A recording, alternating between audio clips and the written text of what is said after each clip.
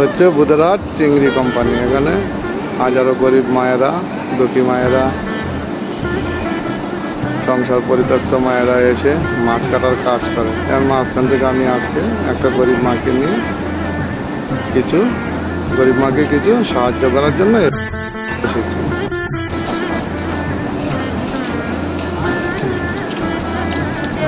আমি ডেকেছি মাসি।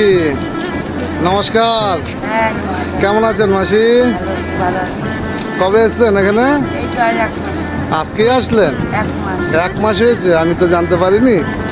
মা, আমি এখানে আসি এই কিছু গ্যাস সার্ভিসিং এর কাজ করি, আর মাঝে যদি আমার গরিব মায়েদের দেখি, বয়স্ক মায়েদের দেখি, তাহলে আমি কিছু হেল্প করি। মা, আমি কিছু দিলে নেবেন তো আপনি? আপনাদের বাড়ি কোথায় মা? গোপালনগর। ও, আমার বাবা কি কাজ করে?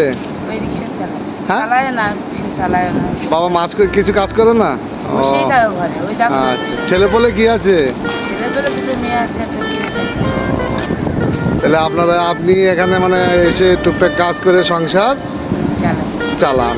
ও মা, আমি গরিব মানুষ, আমি দেখুন এখানে গ্যাস সার্ভিসিং করতে আসি। আমি জানতে পেরেছি যে এখানে আমার একটা গরিব মা আছে, তাই আমাকে জানালো, তাই আমি আসলাম আপনাকে কিছু হেল্প করতে। মা, আমি কিছু হেল্প করলে নেবেন তো?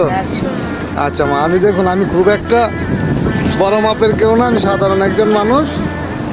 আমি এসছি আপনাদেরকে কিছু সাহায্য করার জন্য। এই যে মা, এখানে কিছু পেঁয়াজ, কিছু তেল,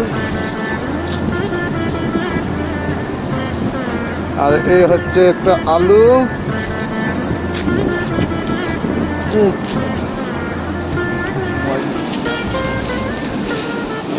কিছু আলু পেঁয়াজ আপনাকে দিলাম, আপনি গ্রহণ করুন।